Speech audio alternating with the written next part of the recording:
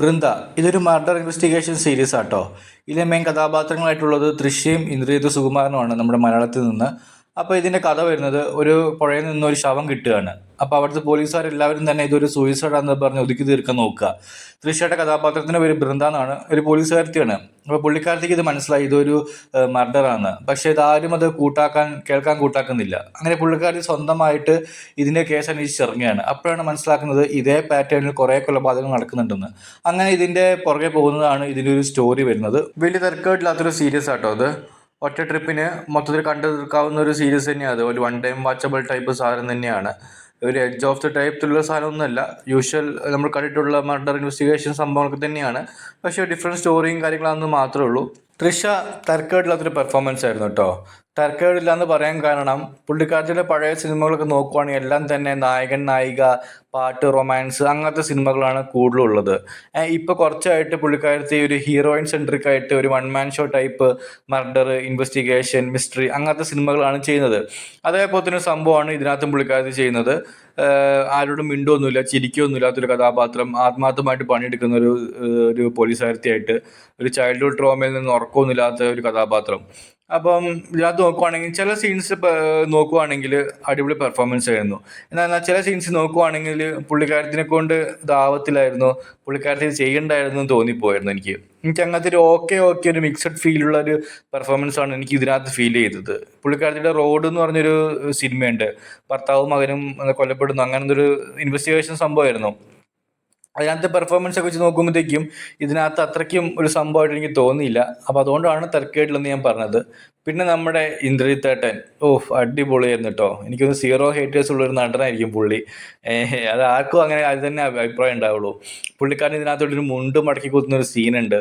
എനിക്ക് സത്യം പറഞ്ഞാൽ ആ സീൻ കണ്ടപ്പോഴത്തേക്കും കേരളത്തിലൊരു തിയേറ്ററിൽ ഒരു മലയാളം സിനിമയിൽ പുള്ളി നായകനായിട്ട് അഭിനയിച്ച് അതുപോലത്തെ ഒരു സീനിൽ പേപ്പർ എറിയുന്നൊരു സംഭവം ഉണ്ടല്ലോ. അതാ എനിക്ക് പെട്ടെന്ന് ഇങ്ങനെ ഒരു ഓർമ്മ വന്നത് എനിക്ക്. പുള്ളിക്കാരൻ ഇതേപോലെ തന്നെ കഥയ്ക്ക് മാറ്റം വരുന്ന രീതിയിലുള്ളൊരു സംഭവമൊക്കെ ആയിട്ട് അടിപൊളിയായിരുന്നു പുള്ളി. പിന്നെ ഇതിൽ എടുത്തു പറയേണ്ട പെർഫോമൻസ് എന്ന് പറയുന്നത് ഇതിൽ വില്ലൻ്റെ താക്കൂർ എന്ന് പറഞ്ഞ കഥാപാത്രം, ഒരു അരപ്പിരി വട്ടനായിട്ടുള്ള സൈക്കോ കഥാപാത്രം. അടിപൊളി പെർഫോമൻസ് ആയിരുന്നു മോനെ.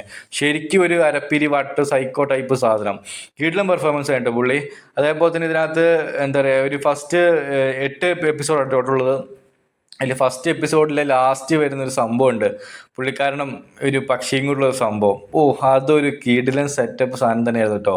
ശരിക്കും നമ്മളൊരു എന്താ പറയുക, മെല്ലെ പോയിക്കൊണ്ടിരിക്കുന്ന സാധനത്തിൽ തന്നെ നമ്മളെ പെട്ടെന്ന് ഗിയർ ചേഞ്ച് ചെയ്യുന്ന രീതിയിലുള്ളൊരു സംഭവം സീനായിരുന്നു ആ ഒരു എൻഡിങ്. പിന്നെ നോക്കുവാണെങ്കിൽ ഇതിലെ നെഗറ്റീവ്സ് ആയിട്ട് പറയുവാണെങ്കിൽ ഇതിന് ഇൻവെസ്റ്റിഗേറ്റീവ് പോർഷൻസ് കുറച്ചും കൂടെ ഒന്ന് സെറ്റാക്കായിരുന്നു. എന്ന് വെച്ചാൽ ഇപ്പോൾ ഒരു എക്സാമ്പിൾ പറഞ്ഞുതരാം. തുടക്കത്തിൽ ഇപ്പോൾ ഒരു കൊലപാതകം നടക്കുന്നുണ്ട് പറഞ്ഞല്ലോ. അപ്പോൾ അത് ആരും ഇപ്പോൾ തൃശ്ശൂർ അന്വേഷിച്ച് ഇറങ്ങുന്നുണ്ട് ഈ കൊലപാതകം. അപ്പോൾ ഇവളിങ്ങനെ ഓരോ സ്ഥലത്തേക്ക് പോകുമ്പോഴത്തേക്കും ഇങ്ങനെ ജസ്റ്റ് രാത്രിയാണ് പോകുന്നത്. അപ്പോൾ ഇവൾ ടോർച്ചും പിടിച്ച് ഓരോ സ്ഥലത്തേക്ക് ഒരു 5-6 സ്ഥലത്ത് പോകുന്നുണ്ട്. എല്ലായിടത്തും ചുമ്മാ ടോർച്ച് അടിച്ച് അവിടെ ഇവിടെ നോക്കുന്നു. ഇത് തന്നെയാണ് ഒരു ഏകദേശം 1-2 മിനിറ്റോളം ഇത് തന്നെയാണ് കാണിച്ചുകൊണ്ടിരിക്കുന്നത്. അപ്പം ഒരു ഇൻട്രസ്റ്റിംഗ് ആയിട്ടൊന്നും അതിനകത്തില്ല. ചുമ്മാ വരുന്നു, ടോർച്ച് അടിക്കുന്നു, പോകുന്നു. ഇത് തന്നെയാണ് അങ്ങനെ കാണിക്കുന്നത്. അതേപോലെ തന്നെ റിപ്പീറ്റേഷൻ വരുന്ന കുറേ സംഭവങ്ങൾ ബാക്കി സീൻസിൽ ഇൻവെസ്റ്റിഗേഷൻ പാർട്ടി വരുന്നുണ്ട്.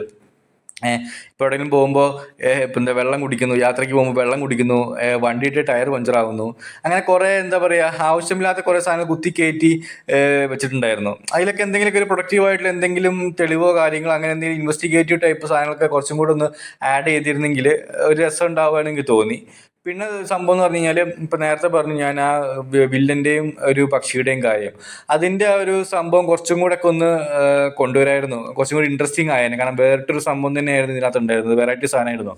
അപ്പോൾ അതിനെ കുറച്ചും കൂടെ ഒന്ന് പൊലിപ്പിച്ച് എഴുതി തീർത്ത് കുറച്ചും കൂടെ ഒന്ന് എക്സ്റ്റെൻഡ് ചെയ്ത് കൊണ്ടുവരായിരുന്നു. അത് ഇടയ്ക്ക് വെച്ച് നിന്ന് പോയ പോലെ ആയിപ്പോയി. പിന്നെ ഇതിൻ്റെ ബാക്ക്ഗ്രൗണ്ട് സ്റ്റോറിയൊക്കെ അത്യാവശ്യം കൺവിൻസിങ് ആയിരുന്നു കേട്ടോ. അതിൻ്റെ കണക്ഷനും കാര്യങ്ങളും എല്ലാം തന്നെ സൂപ്പറായിരുന്നു. അതിൻ്റെ എൻഡിങ് ആണെങ്കിൽ തന്നെ അത്യാവശ്യം സൂപ്പറായിരുന്നു. എന്നുവെച്ചാൽ നല്ല രസമുണ്ടായിരുന്നു. നല്ലൊരു രീതിയിലാണ് എൻഡ് ചെയ്തേക്കണത്. അപ്പോൾ എല്ലാം കൊണ്ടും ഒരു പ്രാവശ്യം കണ്ടിരിക്കാവുന്ന ഒരു സീരീസ് തന്നെയാണ്. 8 എപ്പിസോഡാണുള്ളത്. സോണി ലൈവിൽ അവൈലബിൾ ആണ്. മലയാളത്തിലും തെലുങ്കിലും ഹിന്ദിയിലും തമിഴും എല്ലാത്തിലും അവൈലബിൾ ആണ്. അപ്പോൾ കണ്ടു നോക്കാവുന്നതാണ്. താങ്ക്